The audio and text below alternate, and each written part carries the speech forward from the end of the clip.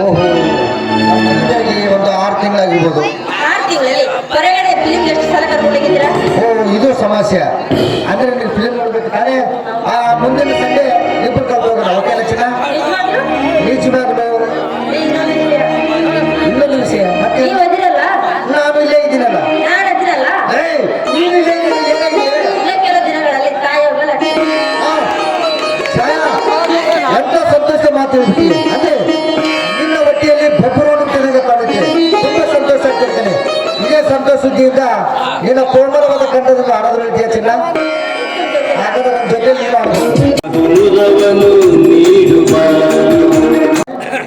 ಅವನಿಗೆ ಊಟ ಮಾಡಿಸಿ ಕಾಲೇಜಿಗೆ ಕೊಟ್ಟು ಕಳಿಸ್ಬೇಕು. ಓಕೆನಾ? ಸಾಯಂಕಾಲ ಬೇಗ ಬನ್ನಿ.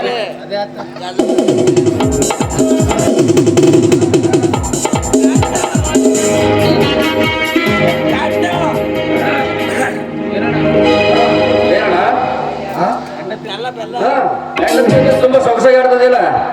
ಏ, ಈ ಹಾಡು ಒಬ್ಬ ಆಗ್ತಾ ಇದೆಯಲ್ಲ, ಈ ಹಾಡು ಎಲ್ಲಿಂದ ಬಂದ್ರೆ ನನಗೆ? ನಾನು ನಿನ್ನೆ ನಾಟಕ ನೋಡಕ್ ಹೋಗಿದ್ದೆ. ಓಹೋ, ನೀನು ನಾಟಕ ನೋಡಕ್ ಹೋಗಿದೀಯಾ? ಹೌದಣ್ಣ. ಯಾವ ನಾಟಕ?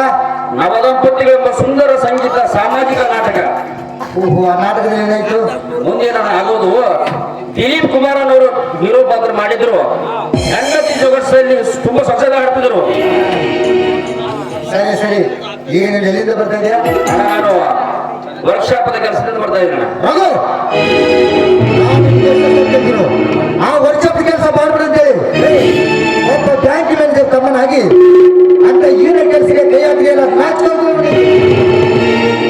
ಅಣ್ಣ, ವರ್ಕ್ಶಾಪದ ಕೆಲಸ ಹೀನ ಕೆಲಸ ಅಂತ ದಯವಿಟ್ಟು ಹೇಳ್ಬಿಡೋಣ.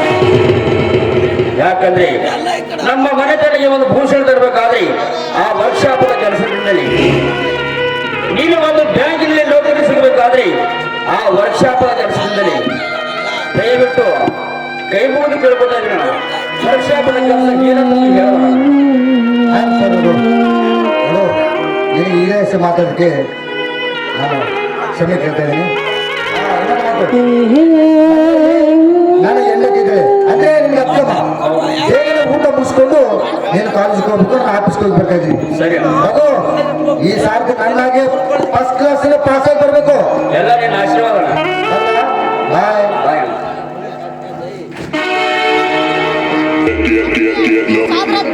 ಅಮ್ಮ,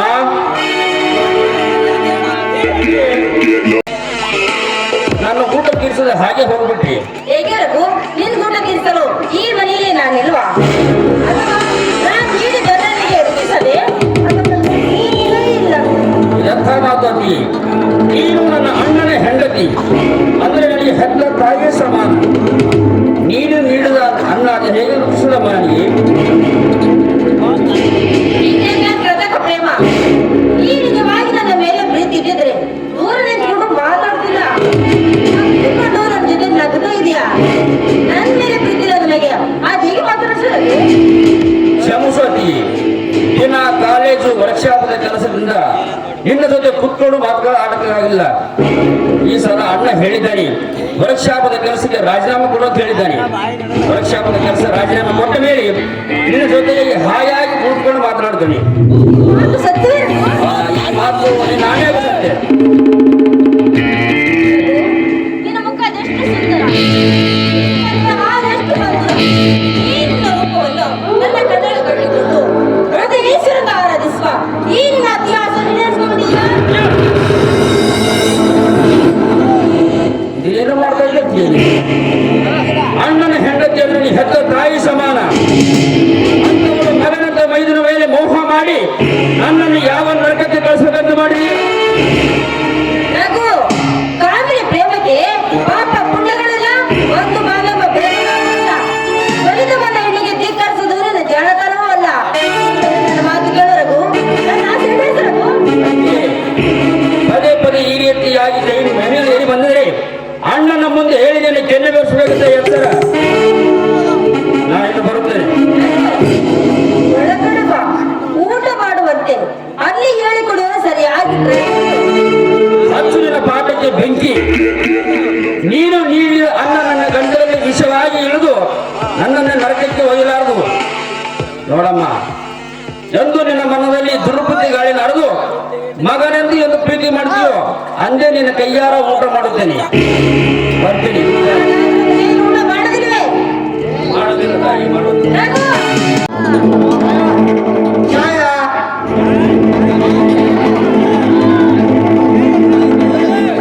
ಇದೋ ನೋಡಿ, ಈ ಮನೆಯಲ್ಲಿ ಸುಖ ವಾತಾವರಣ ಎಂದೆಂದಿಗೂ ಸಾಧ್ಯ. ಏಯ್, ಏನಾಗಿದೆ ನಿನಗೆ? ಯಾವಾಗ ನೋಡಿದ್ರೆ ಮನೆಯಲ್ಲಿ ಬಡಬಡಿಸ್ತಾ ಇರ್ತೀಯಲ್ಲ, ಮತ್ತೇನಾಗಿದೆ? ಇನ್ನೇನಾಗುತ್ತೆ? ಅತ್ತೆ ಭಾವನ ಕಾಟ, ಭಾವ ಮೈದನ ಕಾಟ ಎಲ್ಲರೂ ಪುಣ್ಯಾತ್ಮರು. ಛಾಯಾ, ನಾನು ಇದೇ ಮನೆಯಲ್ಲಿ ಹುಟ್ಟು ಬೆಳೆದವನು. ನಮ್ಮ ಮನೆಯವರು ಹೇಗೆ ಅನ್ನೋದು ತುಂಬಾ ಚೆನ್ನಾಗಿ ಗೊತ್ತಿದೆ. ಏನಾಗಿ ನನ್ನ ತಮ್ಮನ ಬಗ್ಗೆ ಸಿಕ್ಕ ಮಾತಾಡ್ದೆ ಅಂದ್ರೆ ನೀನು ತೊಂದರೆ ಮಾಡಿಸ್ಬೇಕಾಗಿದ್ದ ಅಚ್ಚಾರ ನಿಮ್ಮ ತಮ್ಮನ ದೃಷ್ಟಿಯಲ್ಲಿ ನಾನೊಂದು ಚಿತ್ರ ಜೀವಿಯಾಗಿ ಕಾಣ್ತಾ ಇದ್ದೀನಿ. ಛಾಯಾ ನೋಡು, ಏನೋ ಕೆಲವು ದಿನದಂತೆ ಅವ್ರದ್ದು ನೌಕರಿ ಸಿಕ್ಕ ಮೇಲೆ ಅವ್ರ ಮನೆಗೆ ಹೋಗ್ತೀನಿ. ಆವಾಗ ಸಿಕ್ಕಿನಿಂದಾಗಿ ಮನೆಯಲ್ಲಿ ಗೊತ್ತಿತ್ರಿ, ನೀವು ಇದೇ ಮಾತು ಹೇಳಿದ್ರೆ ಅಂತ ಗೊತ್ತಿತ್ತು. ಆತನ ಉತ್ತರ ಕಡೆ ಇದೆ, ಬೇರೆ ಕಡೆ ಹೋಗಕ್ಕೆ ಸಾಧ್ಯ ಏನೋ? ಏಯ್, ಅಂದ್ರೆ ಈ ಮನೆ ನೀನು ತಗೊಳ್ಳೋದೆ ಹಾ ಹಾ, ಈ ಮಕ್ಕಳು ಆಜ್ಞೆ ಮಾತ್ರ ಸಿರಿ ಸಾಮಾನ್ಯ. ಈ ಮನೆಯಲ್ಲಿ ಎಲ್ಲರೂ ಹೇಳೋದು ಕೇಳ ಕುಡಿಯಲು ನಾನೇ ಈ ಮನೆ ದಾಸಿ ಅಲ್ಲ. ಅನೇಕ ದಾಸಿ ಇಟ್ಕೊಂಡು ಸೇವೆ ಮಾಡಿಸುತ್ತ ಬಂತನು ಸಿಗ್ತಾ ಇದ್ದರು ಕೊಡುವಂತ ಒಂದು ಕೇಳು ಬೇಕಾದ್ರೆ ಮನೆ ಕೊಟ್ಟು ತಪ್ಪು ಮಾಡ್ಬಿಟ್ಟ ನಮ್ಮಪ್ಪ. ನಿನ್ನ ದೃಷ್ಟಿಯನ್ನು ಬಿಗರುಗಳು ಕಾಣ್ತಾ ಇದ್ರ ಅದೇ ಮನೆ ಇಲ್ಲಿಪ್ಪ, ಈ ಮನೆಯಲ್ಲಿ ಮೂರು ವರ್ಗ ಹಾಗೆ ಮಾಡ್ತಾ ಇದ್ದೀರಾ? ಏನಾಯ್ತು ನಿಮ್ಗೆ? ಅಮ್ಮ, ಈ ಮನೆಯಲ್ಲಿ ಯಾರು ಹಿರಿಯರು ಯಾರು ಕಿರಿಯರು ಅಂತೇಳಿ ನಿನ್ನ ಚಿಕ್ಕ ಮಗ ರಘುವೇ ಗೊತ್ತಾಗ್ತಿಲ್ಲ ನನಗೆ. ಏ ದಿಲೀಪ, ಏನ್ ಮಾತಾಡ್ತಾ ಇದೀಯೋ ನೀನು? ಏನ್ ಮಾತಾಡ್ತಾ ನೀನು? ಆ? ಸ್ವಲ್ಪ ಜ್ಞಾನವಾದರೂ ಇದೆಯೇನು ನಿನಗೆ? ಬುದ್ಧಿ ಏನಾದರೂ ಇದೆಯೇನು ನಿನಗೆ? ಮೈ ಮೇಲೆ ಎತ್ತರವಾದರೂ ಇದೆಯೇನು ನಿನಗೆ? ಉಳಿದ ಬಂದವರು ಹಾಗೆ ಕಿರಿಸ್ತಾ ಇದ್ದಲು ಮತ್ತೆ ಹೌದಪ್ಪ, ನಾನು ಕತ್ತಿ ಆಗಿದ್ರಿಂದಲೇ ನಿಮ್ಮ ತಾಳಕ್ಕೆ ನಾನು ಹೆಚ್ಚಾಗ್ತಿರುವುದು. ನಾನು ಉತ್ತಮ ಮನುಷ್ಯನಾಗಿದ್ರೆ ನಾನು ಹೆಂಡತಿ ಮಾತು ಕೇಳ್ಕೊಂಡು ಚೆನ್ನಾಗಿರ್ತದೆ ಮನೆಯಲ್ಲಿ. ಅಪ್ಪ, ನಿನ್ನ ಚಿಕ್ಕ ಮಗ ಈ ಮನೆಯಲ್ಲಿ ಯಾರು ಹಿರಿಯರು ಯಾರಿಂದ ಗೊತ್ತಾಗ್ತಿಲ್ಲ ನಮಗೆ. ನನ್ನ ಹೆಂಡತಿಗೆ ಸಿಕ್ಕ ಮಾತಾಡ್ತಾನೆ ಅವನು. ಈ ಮನೆಯಲ್ಲಿ ನಿನ್ನ ಹೆಂಡತಿಗೆ ನನ್ನ ಪಿಳ್ಳಿ ಕೂಡ ಎದುರು ಮಾತಾಡ್ತಿಲ್ಲ. ಬೇಕಾದ್ರೆ ಅವಳ ಕೇಳೋಣ. ನಮ್ಮ ಕೇಳ್ತಾರೆ, ನನ್ನನ್ನು ಕೇಳೋ ಕಾರ್ಯ ಮಾಡಲು ನಾನು ಯಾರವ್ರಿಗೆ? ಅಯ್ಯೋ ದೇವರೇ, ಪ್ರಶಾಂತತೆಯ ಕ್ಷೀರ ಸಾಗರದಲ್ಲಿ ಒಲಿವು ಹುಟ್ಟಿಕೊಂಡು ಬಿಟ್ಟಿದೆ ಬಿರುಗಾಳಿ. ಛಾಯಾ ತಾಯಿ, ನೀನೇನು ಚಿಕ್ಕವಳು ಕಡೆಗೆ, ಆದರೂ ನಿನಗೆ ಕೈ ಮುಗಿದು ಹೇಳ್ತೇನೆ. ನಾನು ಹೇಳುವ ಮಾತು ಸ್ವಲ್ಪ ನಿಧಾನವಾಗಿ ಕೇಳಬೇಕು. ತುಂಬಿದ ಸಂಸಾರವೆಂದರೆ ಹಾಲು ತುಂಬಿದ ಕೊಡವೆ. ಇದರಲ್ಲಿ ಒಂದೇ ಒಂದು ಹರಳು ಉಪ್ಪು ಬಿದ್ದರೆ ಕ್ಷಣಾರ್ಧದಲ್ಲಿ ಹಾಲೆಲ್ಲ ಕೆಟ್ಟು ಆದರೆ ಒಮ್ಮೆ ಕೆಟ್ಟು ಹೋದ ಆ ಹಾಲನ್ನು ತಿರುಗಿ ಪರಿಶುದ್ಧಗೊಳಿಸಬೇಕಾದರೆ ಒಂದು ಸೇರು ಸಕ್ಕರೆ ತಂದು ಸುರಿದರೂ ಆಗುವುದಿಲ್ಲ. ಏಕಸ್ಥ ಮನಿತನ ಅಂದರೆ ತುಂಬಿದ ಸಂಸಾರ, ಹಾಲು ತುಂಬಿದ ಕೊಡಗಿದ್ದಾನೆ. ಇದರಲ್ಲಿ ನಿನ್ನ ದುರ್ಬೋಧನೆ ಎಂಬ ಉಪ್ಪು ಬೆರೆಸುವುದಕ್ಕಿಂತ ಮುಂಚೆ ನಿನ್ನ ಆತ್ಮವನ್ನು ಕೇಳಿಕೋ. ಇದಕ್ಕೆ ಒಪ್ತೀಯಾ? ಸುಮ್ಕುಂದ್ರ, ಇದಕ್ಕೆ ನೀನು ಒಪ್ತೀಯಾ? ಛಾಯಾ ತಾಯಿ, ಯಾರಿಗೆ ಏನೇ ಮಾತಾಡಬೇಕಾದ್ರೂ ಅದನ್ನು ಮನದಲ್ಲಿ ಸಂಪೂರ್ಣವಾಗಿ ತಿಳಿದುಕೊಂಡು ಆಳವಾಗಿ ವಿಚಾರ ಮಾಡಿ ಸಾರ ವಿಚಾರ ಮಾಡಿ ಮಾತಾಡಬೇಕಮ್ಮ. ಮನುಷ್ಯನಿಗೆ ಜೀವನದಲ್ಲಿ ದುಡುಕು ಬಲೆ ಕೆಡುಕು. ವಿಚಾರ ಮಾಡುತ್ತಾಯಿ. ಸಾರ ಮಾಡೋ ಕಾಲ ಎಂದೋ ಗತಿಸಿ ಹೋಗಿದೆಯಪ್ಪ. ಸಾರ ವಿಚಾರ ಮಾಡೋ ಕಾಲ. ಏ ದಿಲೀಪ, ನಿನ್ನ ತಲೆ ಕೆಟ್ಟು ಹೋಗಿದೆ ಅದು. ನಿಮ್ಮ ಕರ್ಮದ ಬಗ್ಗೆ ಹಾಗೆಲ್ಲ. ಏ ರೇಣುಕಾ, ಇನ್ನು ನಿನಗೆ ಮಾತನಾಡಲು ಅವಕಾಶವಿಲ್ಲ ಅಲ್ಲವೇ? ಅದು ಮೊದಲೇ ಕೆಸರು. ಕೆಸರ ಮೇಲೆ ಕಲ್ಲು ಚೆಲ್ಲಿ ಮುಖಕ್ಕೆ ಸಿಡಿಸಿಕೊಳ್ಳುವುದು ಒಳ್ಳೆಯದಲ್ಲ. ದಯವಿಟ್ಟು ಬಾಯ್ ಮಾಡಬೇಡ್ರಿ. ಮತ್ತೆ ಅದನ್ನೇನು ಸ್ವಚ್ಛಗೊಳಿಸಬೇಕಾದರೆ ಎಲ್ಲಿ ಹೋಗಿ ನೀರು ತರಬೇಕು, ಬಾಯಿ ಹೋಗಿ ಮತ್ತದರ ಶ್ರಮ ನಿಮಗೆ ನಡಿ ಒಳಗೆ.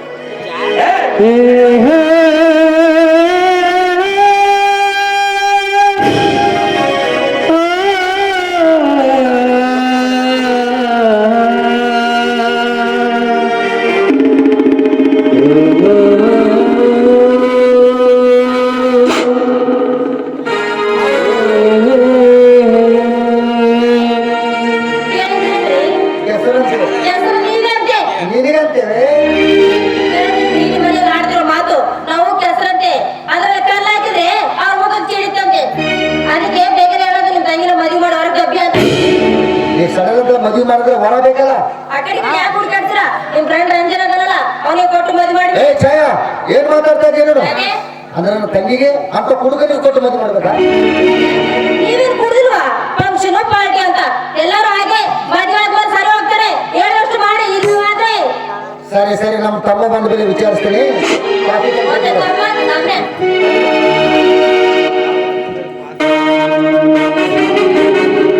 ಸೆಳಗಳ ಸಂಗೀತ ರೇವಣ ಸಿದ್ದಪ್ಪ ನೂಲ್ವಿ ಅಂತಂದು ಆದ್ರಂತೆ ಈ ಅವರ ಶಿಷ್ಯರಾದ ನಾವು 40 ವರ್ಷ ನನ್ನ ಕಂಪನಿ ಸರ್ವೀಸು. ಅದಕ್ಕಾಗಿ ದಯವಿಟ್ಟು ನಾ ಯಾರಿಗೆ ಏನಾರ ಅಂದರೂ ತಪ್ಪು ತಿಳ್ಕೊಬೇಡ್ರಿ. ಶಾಂತ ರೀತಿಯಿಂದ ಕಿಲೋಮೀಟ್ರ್ಲಿಂದ ಬ್ಯಾಗ್ ಹಿಡ್ಕೊಂಡು ನನಗೆ 63 ವರ್ಷ ಬ್ಯಾಗ್ ಹಿಡ್ಕೊಂಡು ಬಂದೀನಿ. ಅಪ್ಪಾರ ಇದರ ದೇವಸ್ಥಾನದ ಊಟ ಆಯಿತು.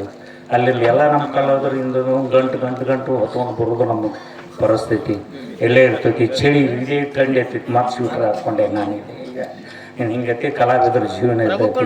ನಿಮ್ಮನ್ನ ನಂಬಿಕೊಂಡು ಬಂದಂತಾರ ನಾವು. ಯಾಕಂದ್ರೆ ಅಡಿವ್ಯಾಗ ಹೊಲ ಇರೋದಿಲ್ಲ, ಊರಾಗ ಮನಿ ಇರೋದಿಲ್ಲ. ಇದು ಒಂದು ಏನೋ ಒಂದು ರಂಗಭೂಮಿ ಅಂತಂದ್ರಪ್ಪ ಕೆಲವರನ್ನು ಮಾತ್ರ ಕೈ ಮಾಡಿ ಕರಿತೈತೆ ಅದು. ಅದಕ್ಕೆ ಜಾತಿ ಭೇದ ಭಾವನೆ ಏನೂ ಇರೋದಿಲ್ಲ. ಅದು ಅಂಟುಕೊಂಡು ಬರುತ್ತೆ. ಬದಲಿ ಕೆಲಸನ ಮಾಡಕ್ಕೆ ಬರೋದಿಲ್ಲ ನಮಗೆ. ನೀವೇನು ಇದನ್ನು ಕೊಡ್ತಿರಲ್ಲ, ಇದೇ ನಮ್ಮ ಹೆಣ್ಣು ಮಕ್ಕಳಿಗೆ ಇದು ಒಂದು ಅನ್ನ. ಇದರಿಂದ ನಾವು ಜೀವನ ಆಗಬೇಕು. ನಮ್ಮ ಮಾಲಕರು ಇದು ಒಂದು ಸಂಘ ಕಟ್ಟಿರ್ತಾರೆ, ನಮ್ಮನ್ನು ಕರೆಸ್ತಾರೆ, ಒಳ್ಳೆ ಒಳ್ಳೆ ಪಾತ್ರಗಳನ್ನು ಹೇಳ್ತಾರೆ. ಮಾಡ್ರಿ ಕಕ್ಕ ಚೆನ್ನಾಗಿ, ನಮಗೂ ಹೋಗ್ತಿದ್ದು 4 ದುಡ್ಡು ಆಗತ್ತೆ, ನಿಮಗೂ ಆಗತ್ತಂತೆ. ಅವರು ಕಷ್ಟಪಟ್ಟು ಅಡ್ಡಾಡ್ತಿರ್ತಾರೆ, ಭೇಟಿ ಆಗ್ತಿರ್ತಾರೆ, ಹಿರಿಯರನ್ನ ಭೇಟಿ ಆಗ್ತಾರೆ. ಅದು ಭಾಳ ಕಷ್ಟ ಐತೆ, ಅಷ್ಟೇನು ಸರಳ ಅಲ್ಲ ಅದು. ಹಿಂಗತೆ ಇರ್ತೈತಿ ಕಲಾವಿದರ ಜೀವನ. ಈ ಕೊಟ್ಟಂಥ ಕಲಾಭಿಮಾನಿಗಳಿಗೆ ಮತ್ತೊಮ್ಮೆ ನನ್ನ ಶರಣ ಈಗ ನಾವು ನಿಮಗೆ ತಿಳಿಸುವುದೇನೆಂದರೆ, ಡಿಕ್ಕಿ ಸೈದಾಪುರ ಗ್ರಾಮದಲ್ಲಿರುವಂತ ಹನುಮಂತರಾಯಗೌಡ ಮೇಟಿ ಸೈದಾಪುರ 101 ರೂಪಾಯಿ ಕಾಣಿಕೆ ಕಂಪನಿಗಾಗಿ ಕೊಟ್ಟಿದ್ದಾರೆ. ಮತ್ತು ಅದೇ ರೀತಿಯಾಗಿ ಸೋಮರಾಯಗೌಡ ಪೊಲೀಸ್ ಬಿಎತ್ತವರು 51 ರೂಪಾಯಿ ಕಾಣಿಕೆ ಕೊಟ್ಟಿದ್ದಾರೆ. ಈ ಕಂಪನಿಯ ಮಾಲಕರು ಬಂದು ತೆಗೆದುಕೊಳ್ಳಬೇಕೆಂದು ನಾವು ಕೇಳಿಕೊಳ್ತಾ ಇದ್ದೇವೆ.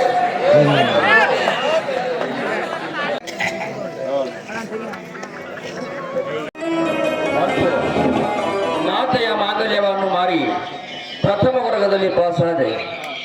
ಅಮ್ಮ,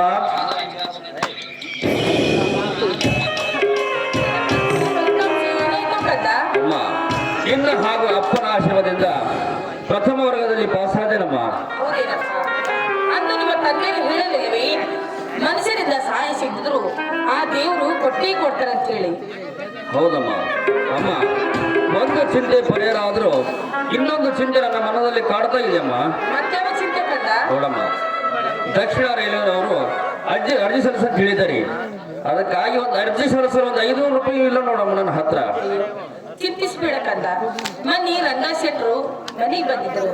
ಹಣದ ಕೊರತೆ ಆದ್ರೆ ಮನೆಗೆ ಬಾರಮ್ಮ ಅಂತ ಹೇಳಿದ್ದಾರೆ. ನಾ ಹೋಗಿ ತೆಗೆದುಕೊಂಡು ಬರ್ತೀನಪ್ಪ. ನಾ ಬರೋವರೆಗೆ ಹೇಳು. ಆಯ್ತಮ್ಮ.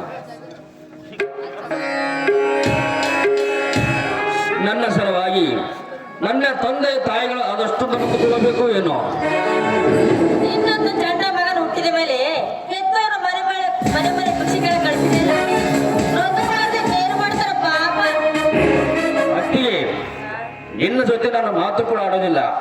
ಯಾಕಮ್ಮ ನನ್ನ ಮೇಲೆ ಕೆಂಡಾಗಿ ಕಾಡ್ತಾ ಇದೀಯ? ನೀನು ಮಾತಾಡಿದ್ರು ಪರವಾಗಿಲ್ಲ, ಆದ್ರೆ ನಾನು ಮಾತಾಡಿಸ್ತೀನಿ. ನಿನಗೆ ಎಷ್ಟು ದೊಡ್ಡ ಬಗ್ಗೆ ಕೇಳು. ನಾನು ನೀ ಎಲ್ಲಿವರೆಗೂ ಓದ್ಬೇಕು ಆಸೆಯಿಂದ ಈಡೇರಿಸಬಾರ. ಅತ್ತಿಗೆ ಈ ರೀತಿ ಪದೇ ಪದೇ ಕಾಮವನ್ಮತವಾಗಿ ಮೈ ಮೇಲೆ ಬಂದಾದ್ರೆ ಅಣ್ಣ ಕೊಡುವ ಶಿಕ್ಷೆಯಿಂದ ನಾನೇ ಬರುತ್ತೇನೆ.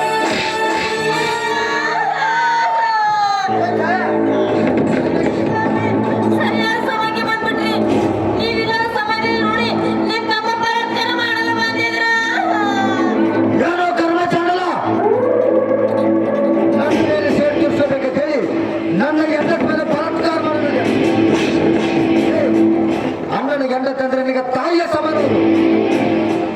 ಅಂಗಳ ಮೇಲೆ ಬಲಾತ್ಕಾರ ಮಾಡಲು ಇದು ಏ ನೀತ ಈ ದಿನ ಮಕ್ಕಳನ್ನು ಕೊಡ್ತ ಮನೆ ಏನಾಯ್ತು ನಿನಗೆ? ಏನಂತ ಹೇಳ್ಬೇಕಪ್ಪ ನಿನಗೆ? ಆಯ್ತಿದ ಅಣ್ಣನ ಋಣವನ್ನು ಹೇಗೆ ತೀರಿಸ್ಬೇಕಂತೇಳಿ ಇವತ್ತಿನ ದಿನ ತೀರಿಸ್ಬಿಡ್ತಾರೆ. ಅಂತದೇನ್ ಮಾಡ್ತು ನಿನ್ನ ತಮ್ಮ? ಅಂತದೇನ್ ಮಾಡಿದ? ಅಮ್ಮ, ಈ ಮನೆಯಲ್ಲಿ ಯಾರು ಇಲ್ಲದ ಸಮಯವನ್ನು ನೋಡಿ ನನ್ನ ಹೆಂಡತಿ ಮೇಲೆ ಬಲಾತ್ಕಾರ ಮಾಡಿದ್ರೆ ನೋಡು. ಅತ್ತಿಗೆ ಅಂದ್ರಿ ಈ ಹೆತ್ತ ತಾಯಿಯ ಸರಿ ಸಮಾನಳು. ಅಂತೋಳ ಮೇಲೆ ಬಲಾತ್ಕಾರ ಮಾಡಲು ಯಾಕೆ?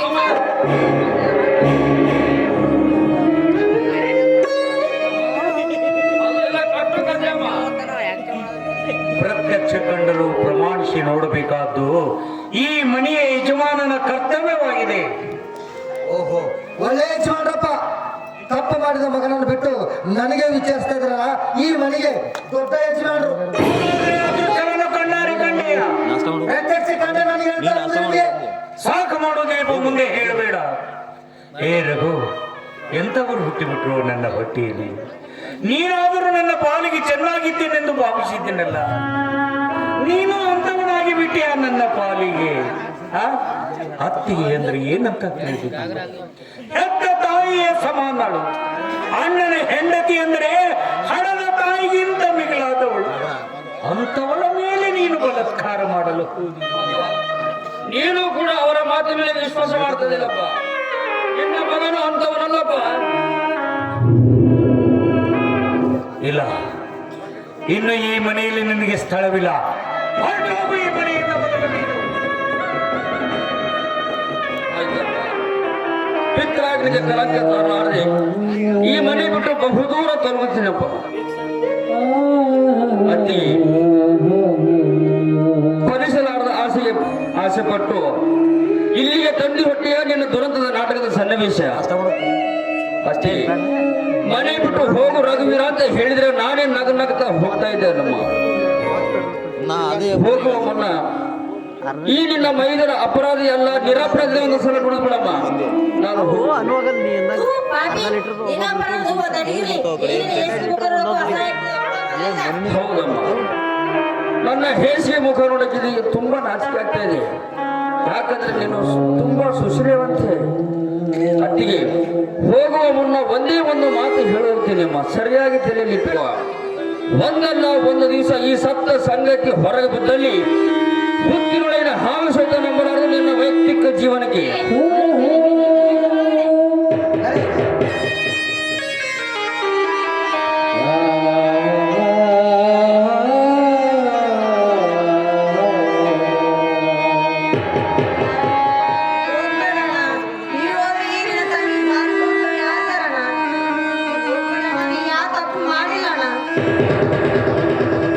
ಅಪ್ಪ ಅಮ್ಮ ಇರುತ್ತಿದ್ದಾರೆ. ನಾನು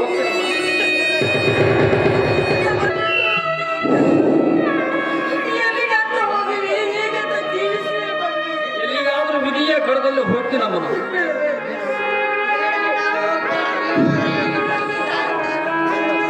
ಚಂದಿರನಿಲ್ಲದ ಆ ಬಾನಿನಲ್ಲಿ ಬೆಳದಿಂಗಳ ಹುಡುಗ ಒಬ್ಬ ಕುರುಡನ ನಾನಲ್ಲಿ ಕಟ್ಟಿದ್ದು ಸುಳ್ಳು ಕಾಡುವುದು ಸುಳ್ಳು ನಿಜ ಹೇಳಲು ಬಾಯಿಲ್ಲ ನನಗೆಲ್ಲಿ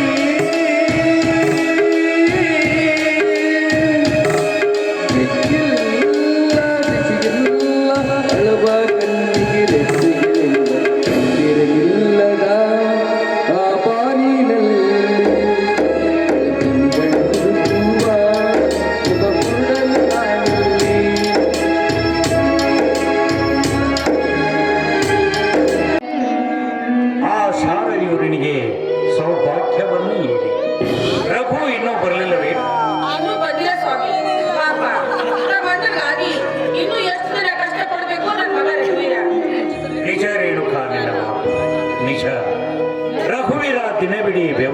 ಗಳಿಸಿ ವರ್ಕ್ ಶಾಪಿನಲ್ಲಿ ಹಮಾಲನಾಗಿ ದುಡಿದು ದಿಲೀಪನಿಗೆ ಹಣ ಕಳಿಸದಿದ್ದರೆ ಅವನ ವಿದ್ಯಾಭ್ಯಾಸ ಎಂದೋ ಕುಂಠಿತವಾಗಿ ಹಳೆ ಮಾತಾಗುತ್ತಿತ್ತು. ಅಣ್ಣನ ಶಿಕ್ಷಣಕ್ಕಾಗಿ ಅವಿಶ್ರಾಂತವಾಗಿ ಹೋರಾಡುವ ರಘುವೀರ ನಿಜವಾಗಲೂ ದಿಲೀಪನಿಗೆ ಆದರ್ಶ ಬಂಧುವಾಗಿದ್ದಾನೆ. ಹೌದು ಸ್ವಾಮಿ.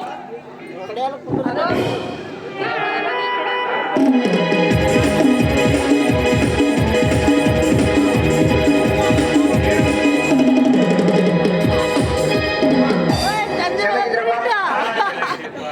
ಹೌದಪ್ಪ, ನಿನ್ನ ಪರೀಕ್ಷೆ ಏನಾಯ್ತು? ಅಮ್ಮ, ಇಂದು ನಾನು BA ಫಸ್ಟ್ ಕ್ಲಾಸ್ ನಲ್ಲಿ ರ್ಯಾಂಕ್ ಪಡೆದು ಪಾಸ್ ಆಗಿ ಬಂದೆ ನೋಡಮ್ಮ. ಅಂತೂ ಆ ಶಾರದಾಂಬಿನ ಮರಿಬೇಕು ಅಂದ. ಚೆಕ್ಕು, ಚೆಕ್ಕಿಲ್ಲ.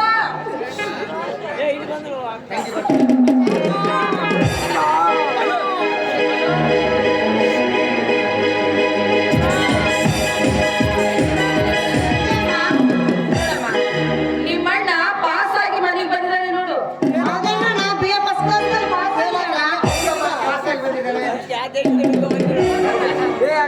ನೋಡಬಹುದು, ನಿನ್ನ ಶ್ರಮಕ್ಕೆ ಆ ದೇವರು ತಕ್ಕ ಪ್ರತಿಫಲವನ್ನೇ ಕೊಟ್ಟಿದ್ದಾನೆ.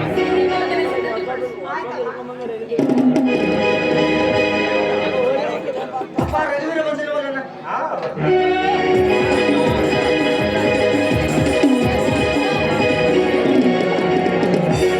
ಅಮ್ಮ, ನಮಸ್ಕಾರ ಅಣ್ಣಯ್ಯ. ನಮಸ್ಕಾರ ತಮ್ಮಯ್ಯ.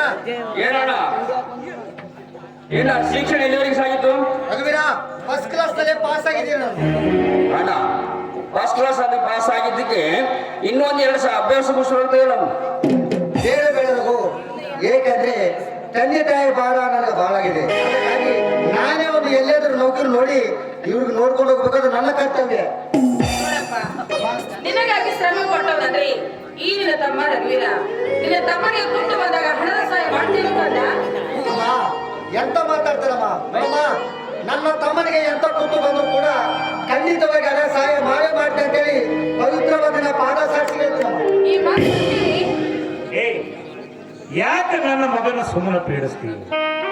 ಒಟ್ಟ ಭಾಷೆ ಏನಂತೂ ತಪ್ಪುವನಲ್ಲ ನಮ್ಮ ಅಂದ ಬಳಿಕ ತನ್ನ ಬೆನ್ನಿಗೆ ಬಿದ್ದವರ ಹಿತಚಿಂತನೆ ಏನಂತೂ ನಮಗಿಂತಲೂ ಹೆಚ್ಚಾಗಿ ನಿರ್ವಹಿಸುತ್ತಿದ್ದಾನೆ.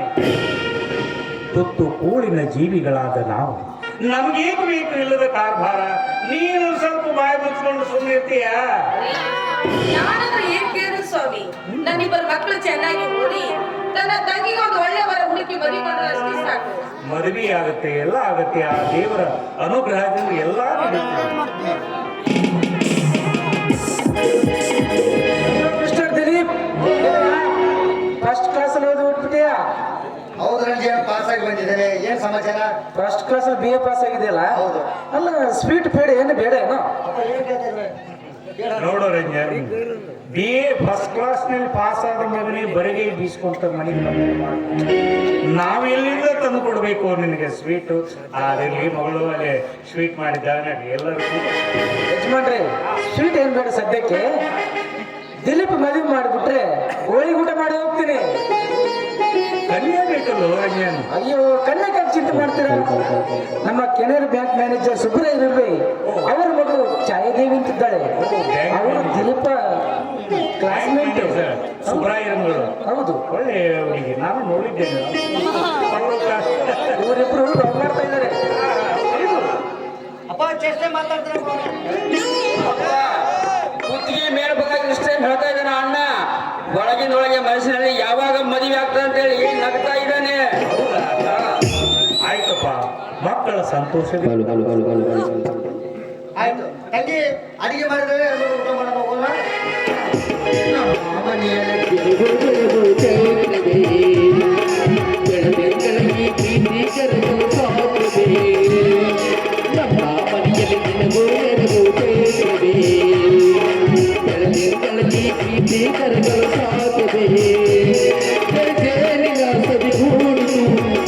ಪರಮಾದ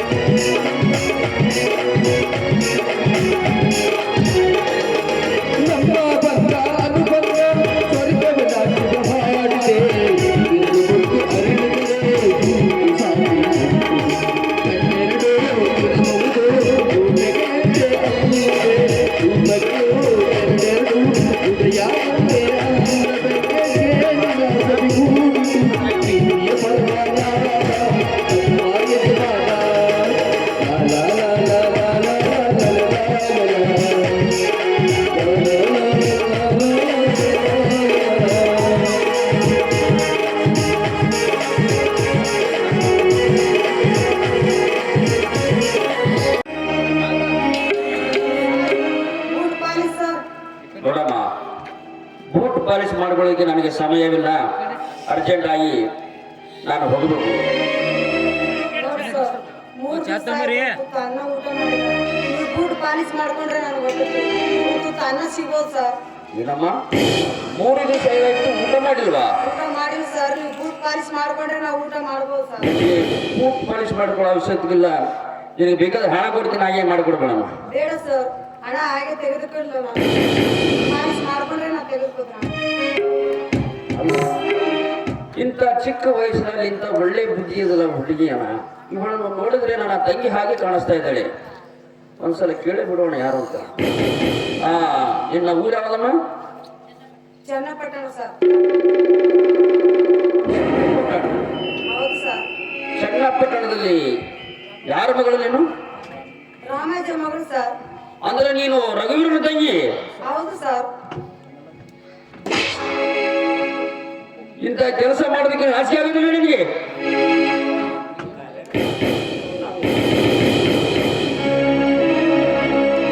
ಏನಾಯ್ತು?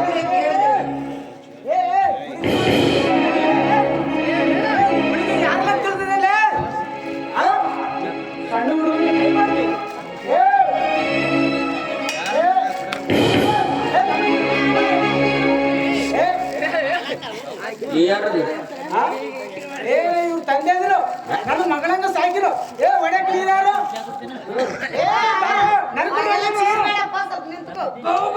ಅವರು ಸ್ವಂತ ನಮ್ಮ ಅಣ್ಣವ್ರಣ್ಣ. ಇಲ್ಲಮ್ಮ, ಅವಾಗ ಹೇಳ್ಬೇಕಿಲ್ಲ, ಕಾಲ್ ಬರ್ಬಿಡ್ತೀನಿ ನನಗೆ.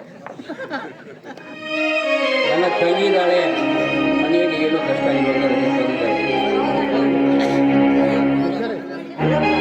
ನೀವು ಅಣ್ಣ ತಮ್ಮರು ಹೋಸ್ರಿ ಹೆಂಗಂದ್ರೆ ನೀವೆಲ್ಲ ಯಾಕೆ? ಅಲ್ಲ, ಅವ ಊಟ ಕೇಳಿದ್ರೆ ಒತ್ತು ಹೊಡಿಸ್ಯಾನ ಅಣ್ಣ.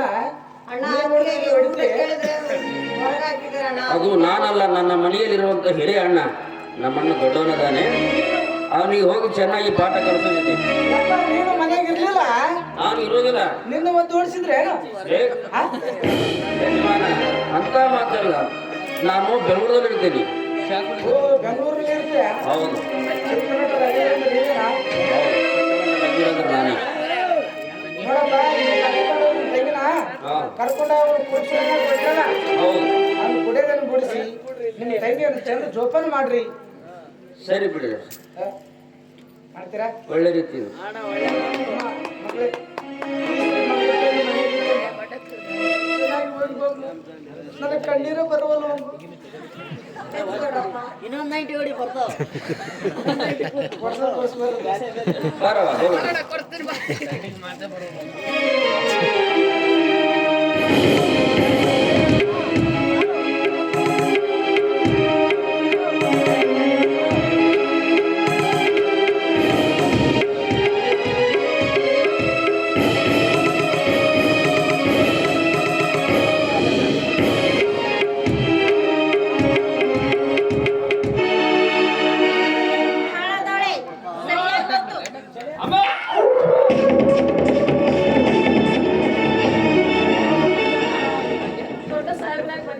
ಹೌದಮ್ಮ, ಇದೇನೇನಮ್ಮ ನೀನು ಮಾಡ್ತಾ ಇರ್ಬೋದು?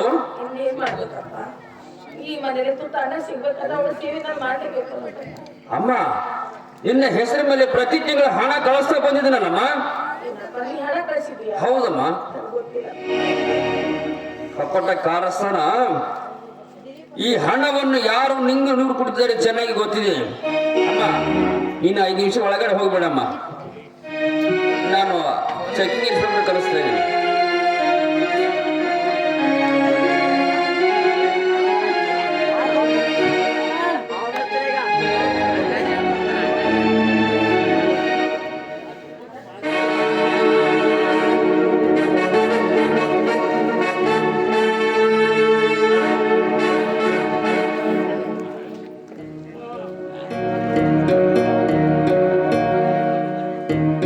Hello sir. ಹಲೋ ಸರ್, ನಾನು ಚಿತ್ರನಟ ರವಿರ ಮಾತಾಡೋದು. ಹೇಳಿ, ಏನು ವಿಷಯ? ಆದಷ್ಟು ಬೇಗನೆ ದಿಲೀಪನ ಮನೆಗೆ ಬರಬೇಕು. ಆಯ್ತು ಸರ್. ಪ್ರತಿ ತಿಂಗಳು ನನ್ನ ತಾಯಿ ಹೆಸರ ಮೇಲೆ ಮನೆ ಆರ್ಡರ್ ಮಾಡ್ತಾ ಇದ್ದೆ. ಹೌದು. ಒಮ್ಮೆ ಆದ್ರೂ ನನ್ನ ತಾಯಿ ಕೈಗೆ ಸೇರಿರುವಂತೆ. ಮುಟ್ಟಿಲ್ವಾ? ಹೌದು ಸರ್. ಆಯ್ತು, ನಾನು ಒಂದು 10 ನಿಮಿಷದಲ್ಲಿ ಬರ್ತೀನಿ. ಹಾಂ ಸರಿ.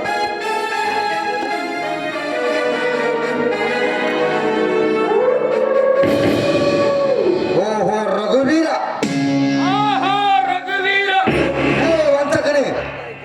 ಮನೆಯಲ್ಲಿ ಕಾಲಿಟ್ಟು ಮತ್ತೆ ನನಗೆ ಗುರ್ರಂತೀಯನೋ? ಲೇ ವಂಚಕರು ಯಾರು ಅಂತ ತಿಳಿದುಕೊಂಡು ಕೊಂಚ ವೇಳೆ ಬಾಕಿ ಸ್ವಲ್ಪ ನಿಂತುಕೋ. ರೀ ಇವರೆಲ್ಲ ಸೇರಿ ಹಂಚಿಕೊಂಡಿದ್ದಾರೆ. ನಾವೆಲ್ಲರೂ ದೂರ ಹೋಗೋಣ ಬನ್ನಿ. ಮತ್ತೆ 11 ರೂಪಾಯಿ ಬಂದಿದ್ದಾರೆ. ಹೋಗೋಣ ಬನ್ನಿ. ನಡಿ. ಒಳ್ಳೆ ಮಂಡಿ ಹೆಚ್ಚು ಮುಡಿ ಇರಬೇಕಾದ್ರೆ ನೀವು ಗುಂಡಿನಲ್ಲಿ ಕುಡಿಯಬೇಕಾಗ್ತದೆ. ಸಾಹೇಬರು ಬರ್ತಾ ಇದ್ದಾರೆ, ಸ್ವಲ್ಪ ತಡ್ಕೊಳ್ಳಿ. ಏನು ಗೊತ್ತಾಗೋದಿಲ್ಲ. ನಮಸ್ಕಾರ ಸರ್. ಚಿತ್ರನಟ ರವಿವೀರೇಂದ್ರ ತಾವೇ? ಹೌದು ಸರ್, ನಾನೇ. ಏನು ವಿಷಯ ಹೇಳಿ. ನೋಡಿ ಸರ್, ಪ್ರತಿ ತಿಂಗಳು ನನ್ನ ತಾಯಿ ಹೆಸರು ಮೇಲೆ ಹಣ ಕಳಿಸ್ತಾ ಇದ್ದೀವಿ. ಹೌದು. ನನ್ನ ತಾಯಿ ಹಣ ಒಂದು ಸಲ ಸೇರಿಲ್ಲ, ಸ್ವಲ್ಪ ಚೆಕಿಂಗ್ ಮಾಡ್ತಾರೆ ಸರ್. ರಿಸಿಪ್ಟ್ ಆಫೀಸ್ ಬಂದು ತಲುಪಿದೆ. ಹಾ. ಇದರಲ್ಲಿ ನಿಮ್ಮ ತಾಯಿ ಯಾರಿದ್ದಾರೆ ಕರೆಸಿ. ನಮ್ಮ ತಾಯಿ ಇರಲಿಲ್ಲ ಸರ್. ಇವರೇನಾ? ಹೌದು ಸರ್. ನಮಸ್ಕಾರ ಮಾತಾಯಿ. ಇದರಲ್ಲಿ ಸಿಗ್ನೇಚರ್ ಮಾಡಿದ್ರ ತಾವು? ಹಾಗಾದ್ರೆ ಸಹಿ ಮಾಡಮ್ಮ.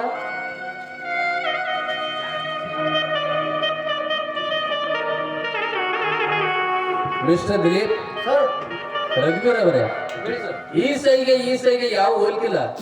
ಈ ನಿಜವಾಗ್ಲೂ ಹೇಳಿ, ಇದರಲ್ಲಿ ಫೋಟೋ ಸಹ ಯಾರು ಮಾಡಿದ್ದಾರೆ? ಸರ, ನೋಡಿ ಸರ್, ನಾನು ನಿಜವಾಗಿ ಹೇಳ್ಬೇಕಾದ್ರೆ ಹೇಳ್ಬೇಕು ನಿಜವಾಗ್ಲೇ. ಈ ಕೋಟ ಸೈನ್ ಬೇರೆ ಯಾರು ಮಾಡಿಲ್ಲ ಸರ್. ಬಾಯ್ ಮುಚ್ಚಿದ್ರೆ ಸರ್. ಏನಮ್ಮ ಗಂಡನ ಮನುಷ್ಯನ ಬಗ್ಗೆ ಮಾಡಿದೆ. ಬನ್ನಿ ಸಹಿ ಮಾಡಿ. ಮಾಡಲೇಬೇಕು.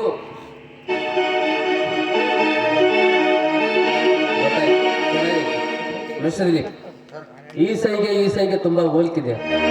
ಮೇಲಾಗಿ ಬ್ಯಾಂಕ್ ಮ್ಯಾನೇಜರ್ ಅಲ್ರಿ ತಾವು, ನಾಚಿಕೆ ಬರ್ಬೇಕು ನೀವು. ಅಲ್ರಿ 9 ತಿಂಗಳು ಸಾಕಿ ಸಲುವೆ ದೊಡ್ಡಗಳನ್ನು ಮಾಡಿ ಹೆತ್ತ ತಾಯಿಗೆ ಈ ತರ ಕಷ್ಟ ಕೊಟ್ರಿ. ಅಲ್ಲ, ನಮ್ಮ ಫ್ರೆಂಡ್ ಯಾರ ರಂಜನ ಹೆಂಡತಿ, ಅವಳನ್ನು ಕಾಲಿನ ಒದ್ದು ಹೊರಗೆ ಹಾಕಿದ್ರಿ. ಇದನ್ನ ನೀವು ಬುದ್ಧಿ ಐತೆ ತಲೆಯಲ್ಲಿ? ಏನ್ರಿ ವಿಚಾರ ಇರ್ಬೇಕು ನಿಮ್ಗೆ? ರಘುವೀರ್ ಅವರೇ ಹೇಳಿ ಸರ್. ಇವ್ರನ್ನ ನೌಕರಿ ಸಸ್ಪೆಂಡ್ ಮಾಡಲಾಗಿದೆ. Okay sir. ನಮ್ಮನ್ನ ಜೈಲಿಗೆ ಕರ್ಕೊಂಡು ಹೋಗ್ತೀವಿ. Okay sir. ಬರಲ್ಲ?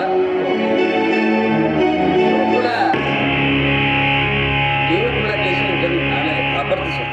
ಬರ್ತಿರ್ತಾರೆ. ನಡ್ಕೋತೇ ಬರ್ಬೇಕಾ? ಇಲ್ಲ, ಹೊರಗಡೆ ಕತ್ತಿ ಇದೆ, ಹೋಗ್ ಬರ್ಲಾ? ನೀವೇನ್ ಹೆದ್ರಬೇಡಿ, ನಮ್ಮ ತಂದೆ 11 ರೂಪಾಯಿ ಶ್ರೀಮಂತಿದ್ದಾರೆ. ಅಮ್ಮ ನೋಡಿ, ಎಂತ ಕೆಲಸ ಮಾಡಿದ್ರೆ ಗೊತ್ತೇನಮ್ಮ, ನಮ್ಮ ಮನೆಗೆ ಪೊಲೀಸರು ಬರ್ತಾ ಇಲ್ಲ. ಆದ್ರೆ ಇವ್ರು ಮಾಡಿದ ತಪ್ಪಿಗೆ ಪೊಲೀಸರು ಬರುವಾಗೆ ಮಾಡಿಬಿಟ್ಟರು.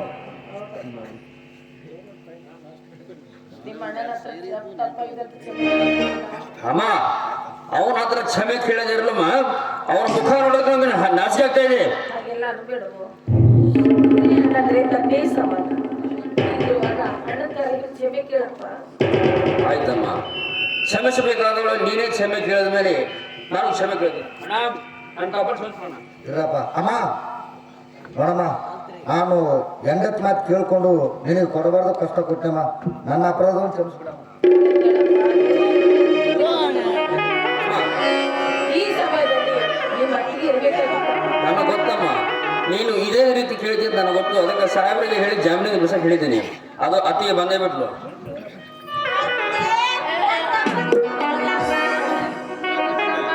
ನಿನ್ನ ಗಂಡನ ಕಾಲಿಗೆ ಬಿದ್ದು ಕ್ಷಮೆ ಕೇಳು.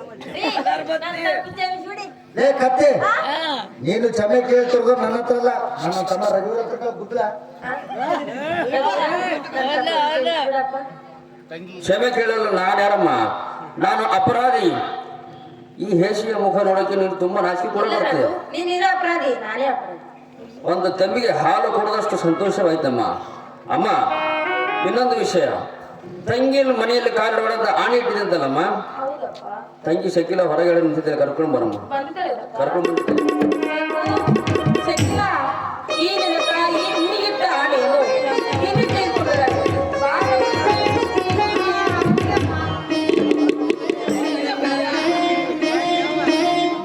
ಇಂತಹ ಸಮಯದಲ್ಲಿ ನನ್ನ ತಂದೆ ಉಳಿದ್ರೆ ಎಷ್ಟೋ ಒಳ್ಳೇದಾಗ್ತಾ ಇತ್ತು. ಇನ್ನೆಲ್ಲ ಬಾರಿ ಮಾತಾಡಿ ಯಮುನಾ ನದಿಯಲ್ಲಿ ಬಿದ್ದು ಪ್ರಾಣ ಕಳ್ಕೊಂಡು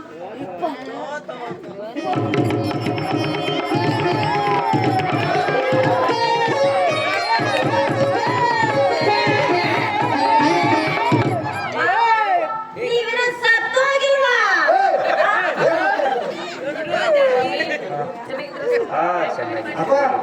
ಏನು ಯಮುನಾ ನದಿಯಲ್ಲಿ ಬಿದ್ದು ಪ್ರಾಣ ಕೊಟ್ಟದ್ದು ಏನು ಹೇಳೋದು? ಸಾಯ್ಬೇಕೇನಂತೂ ಹೊಳಿಗಾರಿದೆ ಆದರೆ ನನ್ನ ಆಯುಷ್ಯ ಬಲು ಗಟ್ಟಿಯಾಗಿದೆ. ಅಂಬಿಗಾರ ಸಾಯದಿಂದ ಮತ್ತೆ ನಾನು ಮರಳಿ ಹುಟ್ಟಿ ಬಂದೆ. ಒಬ್ಬ ಯೋಗಾನಂದ ಸ್ವಾಮಿಗಳು ಇಲ್ಲಿವರೆಗೂ ತಮ್ಮ ಆಶ್ರಮದಲ್ಲಿ ನನ್ನನ್ನು ಇಟ್ಟುಕೊಂಡು ನನಗೆ ಪ್ರಾಣ ರಕ್ಷಣೆ ನೀಡಿದ್ದರಿಂದಲೇ ಮತ್ತೆ ನಿಮ್ಮೆಲ್ಲರನ್ನು ನೋಡುವ ಭಾಗ್ಯ ನನ್ನದಾಯಿತು. ತುಂಬಾ ಸಂತೋಷಪ್ಪ. ಏನು ಮಕ್ಕಳೇ, ಯಾರು ಕ್ಷಮಿಸುವುದರಲ್ಲಿ ಏನಿದೆ? ಎಲ್ಲರೂ ಆ ಚಿದಂಬರನ ಒಂದೊಂದು ಅಂಶನೇ ಅಂದ ಮೇಲೆ ಯಾರನ್ಯಾರೂ ಕ್ಷಮಿಸುವುದಿಲ್ಲ. ನಿಮ್ಮ ತಪ್ಪುಗಳನ್ನು ನೀವು ತಿದ್ದಿಕೊಂಡು ನಡೆದು ಬಿಟ್ರೆ ಅಷ್ಟೇ ಸಾಕಪ್ಪ. ಅಪ್ಪ, ನೀನು ಹೇಳಿದ ಹಾಗೆ ಅಮ್ಮನಿಗೆ ಮತ್ತೆ ರತ್ನ ಮಾಗದಂತೂ ಮುಂದೆ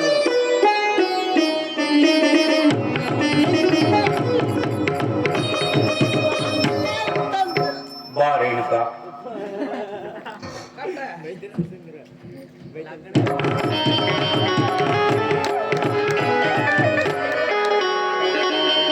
ರಘು, ನುಡಿದಂತೆ ನಡೆದ ನನ್ನ ಮಗ ನೀನು. ಮತ್ತೆ ನಿನ್ನ ತಾಯಿಯ ಕೊರಳಿಗೆ ಈ ಪವಿತ್ರವಾದ ರತ್ನ ಮಾಂಗಲ್ಯವನ್ನೇ ಮಾಡಿಸಿಕೊಂಡು ಬಂದು ಮರಳಿ ನನ್ನ ಕೈಯಿಂದಲೇ ನಿನ್ನ ತಾಯಿಯ ಕೊರಳಿಗೆ ಕಟ್ಟಿಸಿದ ಮಹಾ ಸತ್ಪುತ್ರ ನೀನು.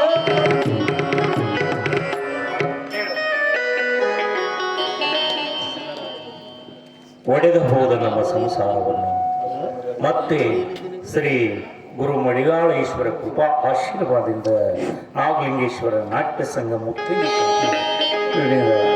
ನಮ್ಮ ಬಾಳನ್ನು ಒಂದುಗೂಡಿಸಿದ ಆ ಗುರು ಮಾರುತೇಶ್ವರ ಶಿವೇಶ್ವರ ಮಡಿವಾಸ ಪ್ರಾರ್ಥನೆ. ನನಗೆ